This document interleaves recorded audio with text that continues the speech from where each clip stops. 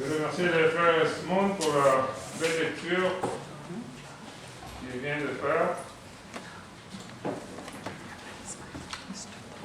En voyant les caméras que nous avons ici, en 3 caméras, je pense aux premiers missionnaires qui sont allés à travers le monde pour prêcher l'évangile. Ils se sont dit, maintenant l'évangile est prêché partout dans le monde.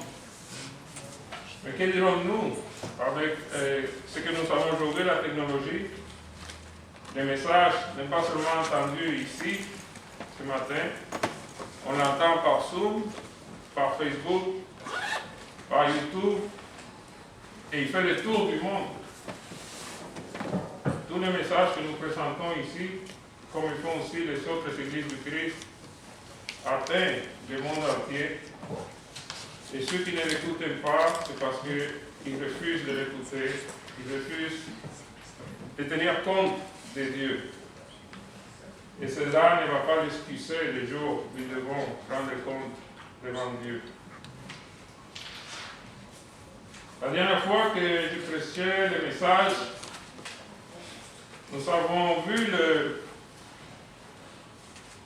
l'œuvre du Seigneur, nous avons vu comment il a vécu dans ce monde, lui qui a connu aucun péché et qui est resté obéissant, il est allé sur la croix pour mourir pour nos péchés, afin que nous puissions être réconciliés avec Dieu.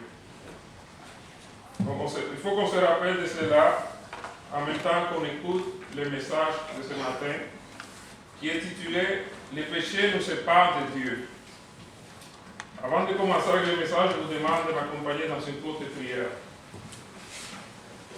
Notre Dieu Tout-Puissant, nous te bénissons, nous te louons de tout notre cœur.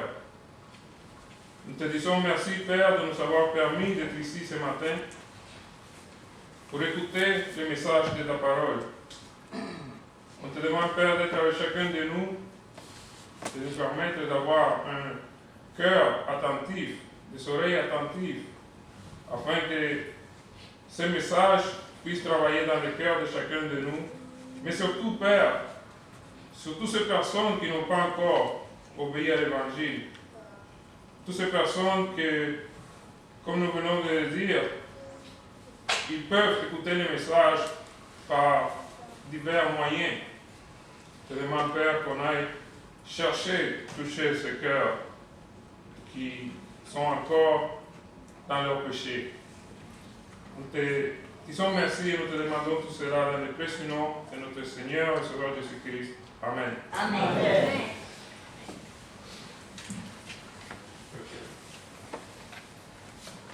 Depuis la création, Dieu a fait mention de la mort. Il a dit à Adam, les jours que tu mangeras de l'arbre de la connaissance du bien et du mal, certainement tu mourras. Mais qu'est-ce qui est la mort? Dans la Bible, la mort signifie séparation. Lorsqu'une personne meurt, nous savons bien, c'est une séparation qui arrive. L'âme se sépare du corps. Le corps retourne à la poussière et l'âme va soit au paradis, au lieu de repos, ou au lieu de tourment.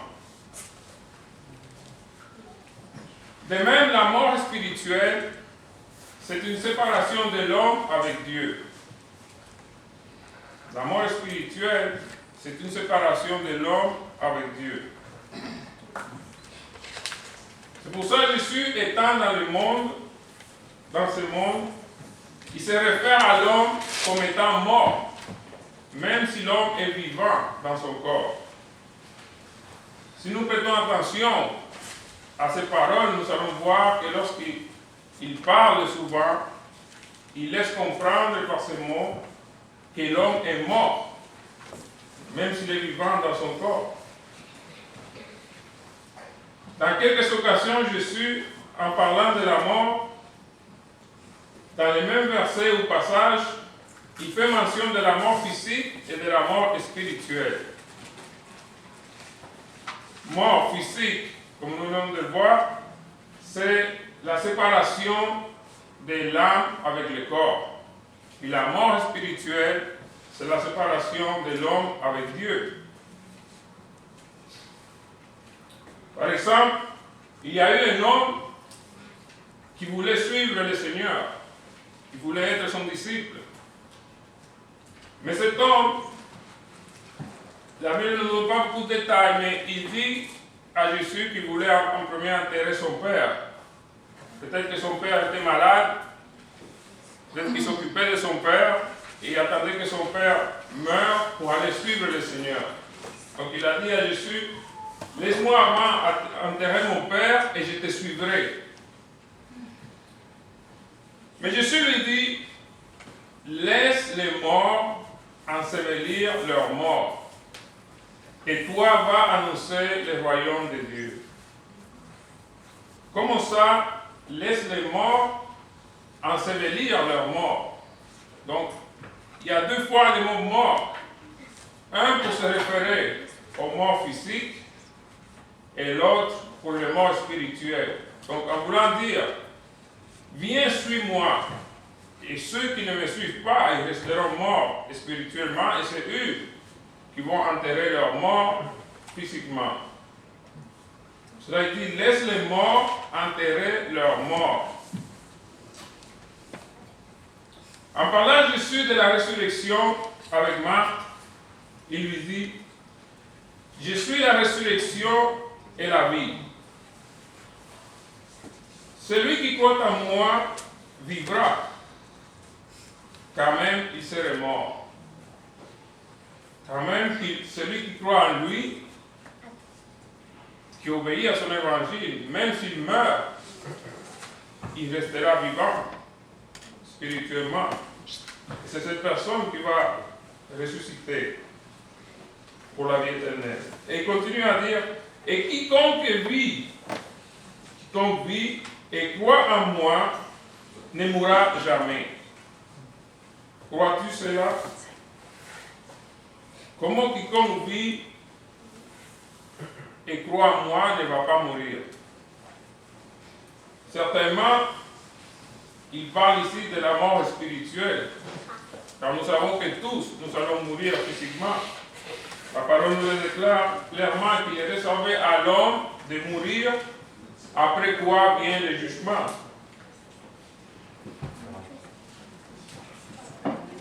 Lisons dans Jean 5, 24 à 25.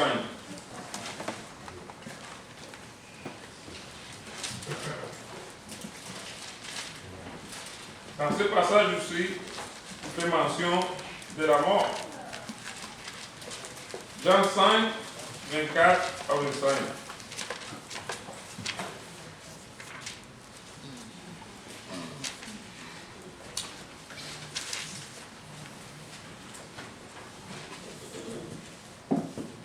En vérité, je vous le dis, celui qui écoute ma parole et qui croit à celui qui m'a envoyé a la vie éternelle, et ne vient point en jugement, mais il est passé de la mort à la vie.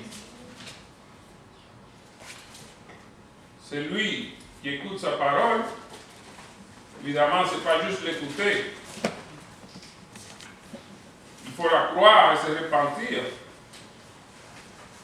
comme nous l'avons écouté ce matin. C'est lui qui écoute sa parole, ne vient point en jugement, mais il passe de la mort spirituelle dont il était à la vie. Et au verset 25, il continue à dire, en vérité, je vous le dis, l'heure vient et elle est déjà venue, c'est-à-dire présent, déjà venue, où les morts entendront la voix du Fils de Dieu, et ceux qui l'auront entendu vivront. Encore ici une fois, il dit où les morts, en se référant aux morts spirituellement, ceux qui sont séparés de Dieu, et ceux qui entendront la voix du Fils, c'est-à-dire son évangile, et qui leur ont obéi, eux vivront. C'est-à-dire, ils seront en communion avec lui, unis à Dieu. Parce que, comme je l'ai dit il y a quelques minutes, la mort, c'est une séparation de l'homme avec Dieu. Mais pourquoi l'homme est mort spirituellement? Qu'est-ce qui fait que l'homme soit mort spirituellement? La plupart des hommes qui quittent ce monde, ils quittent sans savoir ou en ignorant qu'ils sont morts spirituellement. Parce qu'ils ne veulent pas écouter l'évangile. Ils quittent ce monde sans savoir qu'ils l'ont quitté séparés de Dieu. Ils ont quitté ce monde sans une communion avec Christ, avec Dieu. Nos péchés nous séparent de Dieu. Ce sont nos péchés. Mes péchés à moi m'ont séparé de Dieu. Vos péchés à vous vous sont séparés de Dieu. C'est le péché qui sépare l'homme de Dieu. C'est à cause du péché que l'homme est en inimitié avec Dieu. Le péché nous condamne. Et c'est pour ça que l'homme doit être sauvé du salaire du péché, que c'est la mort, séparé de Dieu. Et cette mort spirituelle, l'apôtre Paul explique dans Romains 7, versets 7 à 13, que nous venons d'écouter. On va retourner en Romains 7, versets 7 à 13.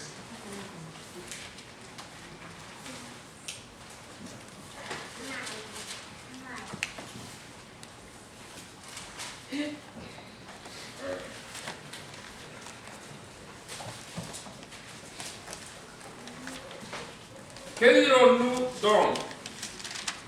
La loi est-elle péché? Loin de là. Mais je n'ai connu le péché que par la loi. Car je n'aurais pas connu la convoitise si la loi ne dit tu ne convoiteras point. Et le péché, saisissant l'occasion, produisit en moi, par les commandements, toutes sortes de convoitises, car sans la loi, le péché est mort. Ça ne veut pas dire que sans la loi, il n'y a pas de péché dans l'homme. C'est la loi qui montre qu'il y a le péché dans l'homme.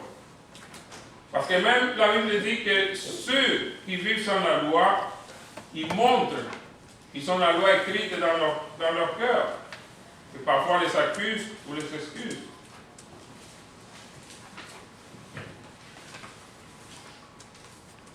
Et le péché, saisissant l'occasion, produisit en moi, par les commandements, toutes sortes de convoitises. Car sans la loi, le péché est mort. Pour moi, étant autrefois sans loi, je vivais. Mais quand le commandement vint, le péché reprit vie et moi, je mourus. Ce qui Paul nous fait comprendre ici, il croyait qu'il vivait sans la loi. Et en reconnaissant la loi, en lui faisant reconnaître que son péché le sépare de Dieu, c'est là qu'il dit j'ai mouru. C'est-à-dire, je suis séparé de Dieu. Ainsi, le commandement qui conduit à la vie se trouva pour moi conduire à la mort. Comment ça, ce commandement qui doit les conduire à la vie, à les garder avec Dieu, au lieu de l'amener avec Dieu, l'a conduit à la mort. Comme nous l'avons écouté ce matin, nous ne sommes pas capables d'aimer comme Dieu demande. Et nous ne sommes pas capables de pardonner comme Dieu demande. Paul comprend ici que pour lui, dans sa chair, Il était impossible, pour la chair, c'est impossible de se soumettre à la loi de Dieu. Nous pouvons essayer, nous pouvons nous esforcer, mais pour la chair, pour notre chair, c'est impossible. Quand on fait face à cela, on voit la loi devant nous et on se rend compte que nous sommes morts, séparés de Dieu, et que nous ne sommes pas capables, par l'accomplissement de la loi, de plaire à Dieu, parce que c'est impossible pour nous. On se voit contre les murs et l'épée. Que ferons-nous? Il dit ainsi, le commandement qui conduit à la vie se trouva pour moi conduire à la mort. Car le péché, saisissant l'occasion, me séduisit par le commandement et par lui me fit mourir. La loi donc est sainte et le commandement est saint, juste et bon. Ce qui est bon a-t-il donc été pour moi une cause de mort? Loin de là. Ce n'est pas le commandement ou la loi qui était une cause de mort pour lui. Et il dit, mais c'est le péché, afin qu'il se manifesta comme péché, et me donnant la mort par ce qui est bon. Et que par le commandement, il devint condamnable au plus haut point. Qui devint condamnable au plus haut point? Le péché qui habite en lui, ou en chacun de nous. Et Paul, en comprenant cela, que le péché habite en lui, et que le péché le sépare de Dieu, c'est pour ça que à la fin de ce chapitre, il dit, grâce soit rendue à Dieu par notre Seigneur Jésus-Christ. Il lui dit, qui me livrera de ce corps? Qui me livrera de ce corps, de cette mort spirituelle, de cette séparation avec Dieu? Je suis incapable d'obéir toute la loi. Mais grâce rendue à Jésus-Christ, notre Seigneur, lui qui s'est donné sur la croix pour le pardon de nos péchés, pour payer pour nos péchés. Le péché vient de la convoitise de la chair, la convoitise des cieux et de l'orgueil de la vie. Le péché vient par la tentation lorsque nous sommes attirés par notre propre convoitise. Et les conséquences du péché, c'est l'inimitié avec Dieu. Jacques 1, 14 à 15.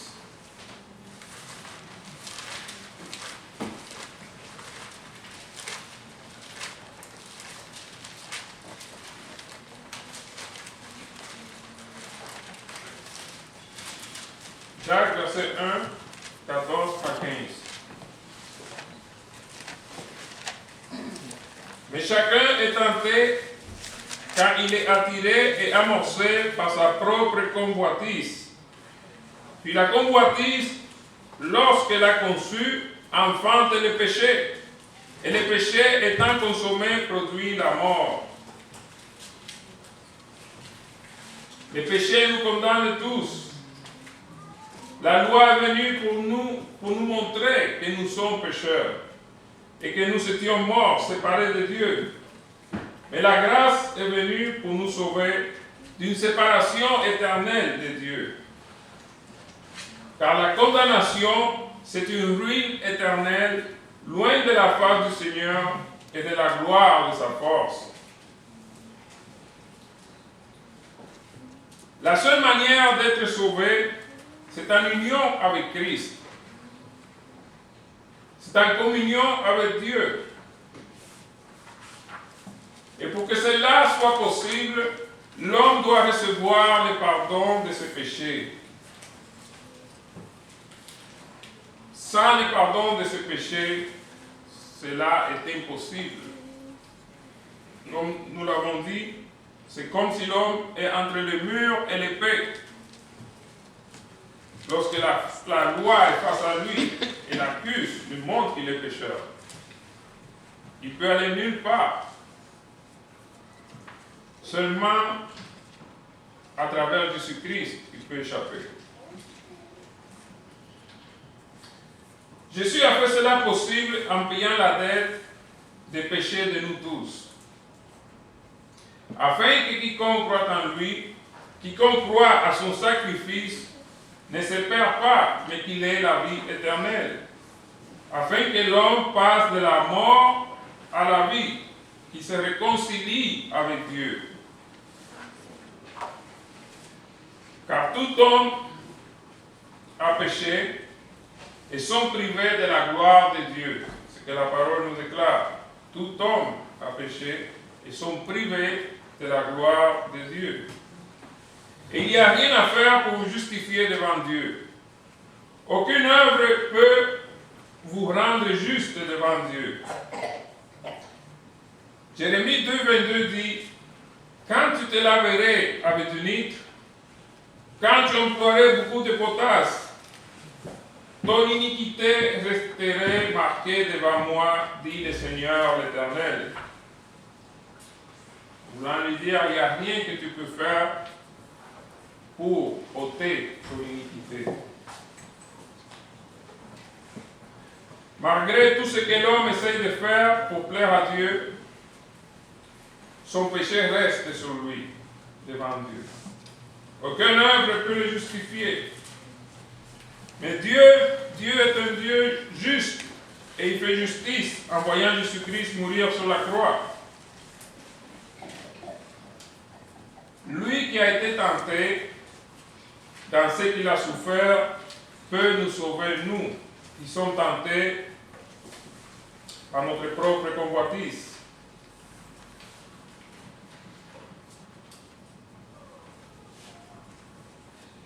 Jésus-Christ est venu dans ce monde en se faisant chair, une chair comme la nôtre. Il avait les mêmes conditions, il avait soif, il avait faim, il avait la sueur, il peut avoir la douleur, la souffrance, la fatigue. Il a été tenté par le diable, comme nous sommes tentés aussi. Sauf que lui, comme nous l'avons vu, il est resté sans péché. Le diable l'a tenté en vain et il a dû fuir loin de lui. Et même la parole nous exhorte à nous-mêmes, de résister au diable et il fuira loin de nous.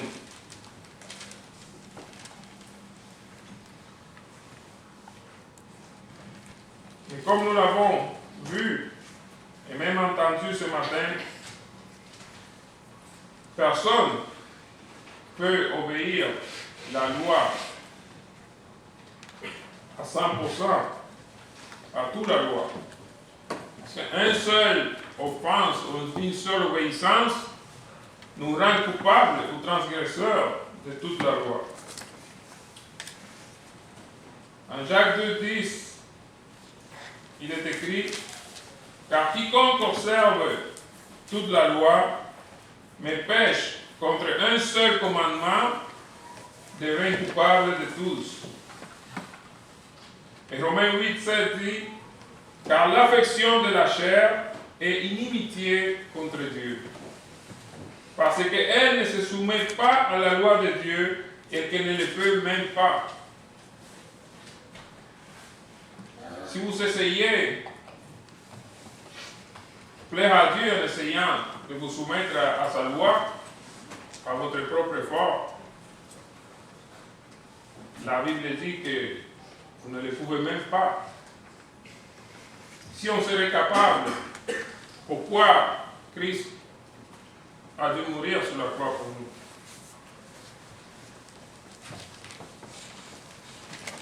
Il y a un seul qui est resté obéissant à toute la loi, à la perfection, c'est Jésus-Christ. Il s'est humilié et devenant homme comme nous, et il est resté obéissant jusqu'à la mort de la croix. Romains 3, 20 à 26.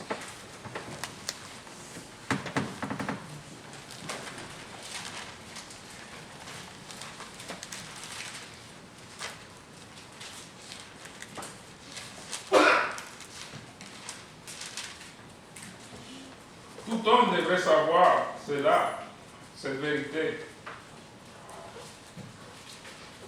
qu'il est pécheur.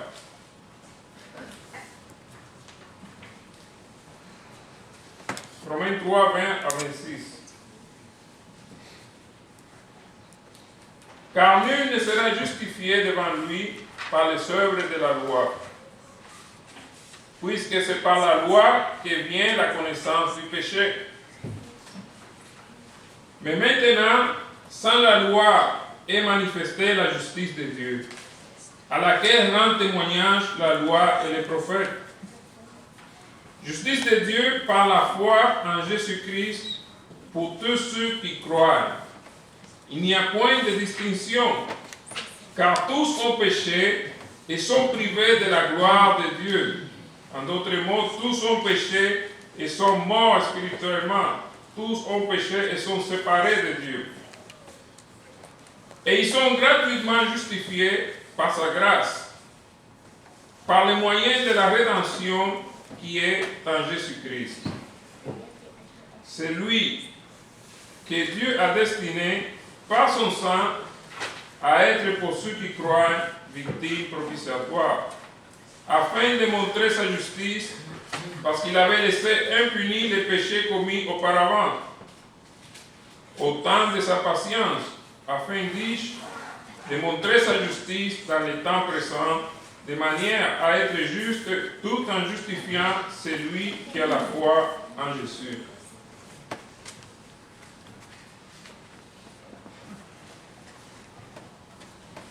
Comme nous venons de le dire, c'est en Jésus-Christ que nous avons la rédemption par son sang précieux. C'est ça qui nous donne le pardon de nos péchés.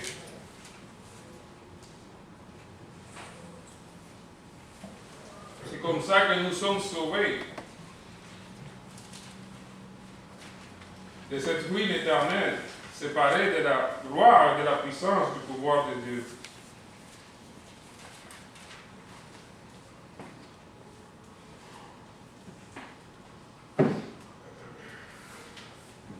Nous allons lire un dernier passage dans Romains 6, 3 à 14.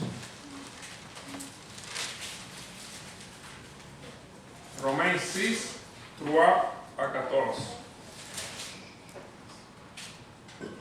Ignorez-vous que nous tous qui avons été baptisés en Jésus-Christ, c'est en sa mort que nous avons été baptisés? Nous avons donc été ensevelis avec lui par le baptême en sa mort, afin que comme Christ est ressuscité des morts par la gloire du Père, de même nous aussi nous marchions en nouveauté de vie. En effet, si nous sommes devenus une même plante avec lui par la conformité à sa mort, nous le serons aussi par la conformité à sa résurrection. Sachant que notre vieil homme a été crucifié avec lui, afin que le corps du péché fût détruit, pour que nous ne soyons plus esclaves du péché. Dans ce corps du péché que nous habitons, il est détruit lorsque nous acceptons de mourir avec Christ dans l'eau du baptême, pour que nous soyons plus esclaves du péché, car celui qui est mort est libre du péché. Or, si nous sommes morts avec Christ, nous croyons que nous vivrons aussi avec lui. Sachant que Christ, ressuscité des morts, ne meurt plus, la mort n'a plus de pouvoir sur lui. Car il est mort, et c'est pour le péché qu'il est mort une fois pour toutes. Il est revenu à la vie, et c'est pour Dieu qu'il vit.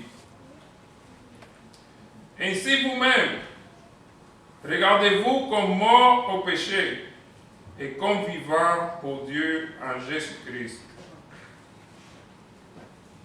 Donc, si nous faisons mourir notre vieil homme, nous le faisons clouer sur la croix. Il faut que nous vivons comme morts au péché, mais vivants pour Dieu en Jésus-Christ. Verset 12. Que le péché ne règne donc point dans votre corps mortel, et n'obéissez pas à ses convoitises. Ne livrez pas vos membres au péché comme des instruments d'iniquité, mais donnez-vous vous-même à Dieu comme étant vivants des morts. Encore une fois, lorsque vous êtes en union avec Christ, vous n'êtes plus un mort vivant. Donc il dit comme étant vivant d'entre les morts. La même chose la parole dit lorsque un frère il se refroidit et il traîne avec les morts dans le monde, la parole dit relève-toi d'entre les morts et Christ t'éclairera. Amen. Il faut comprendre que tout homme qui n'est pas en union avec Christ, il est mort. Il est séparé de Dieu. J'ai fini le verset 13 à 14. Comme étant vivant des morts, que vous étiez. Donc il dit que vous étiez morts. Et offrez à Dieu vos membres comme des instruments de justice. Car le péché n'aura point de pouvoir sur vous, puisque vous êtes non sous la loi, mais sous la grâce.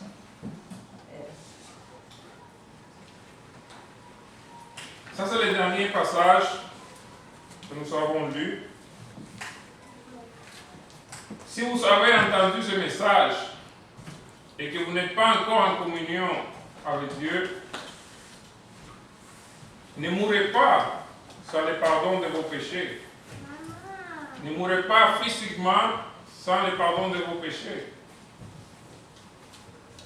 Sachez qu'à cause de vos péchés, vous êtes séparés de Dieu. Dieu a fixé un jour où il jugera le monde avec justice par Jésus-Christ. C'est par lui qui nous a donné à tous une preuve de résurrection. Repentez-vous, comme nous l'avons entendu à l'étude ce matin. Sans repentance, vos péchés restent sur vous. Repentez-vous parce que Jésus a dit, si vous ne vous repentez pas, vous mourrez dans vos péchés. C'est ça qui est triste. Plusieurs personnes meurent sans savoir qu'ils sont morts spirituellement et meurent dans leurs péchés.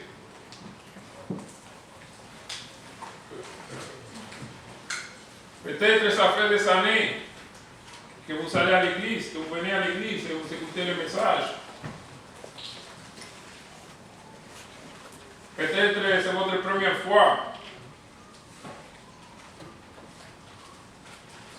Mais si vous ne vous repentez pas, si vous ne passez pas par l'eau du baptême, qui fait mourir votre corps de mort, vous restez dans vos péchés.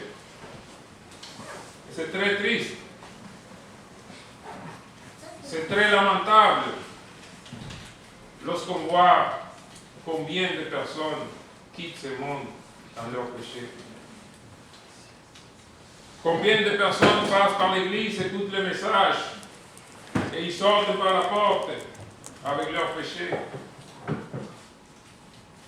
En ayant l'opportunité de croire, de se repentir et passer par l'eau du baptême pour avoir le pardon de ses péchés. Comme Jésus l'a dit à Nicodème, il faut naître de nouveau. Nicodème ne comprenait pas. Quiconque de nous qui serait là n'aurait pas compris non plus. Comment ça naître de nouveau? Il faut naître. On est mort. Il faut naître d'en haut. Il faut naître de l'esprit.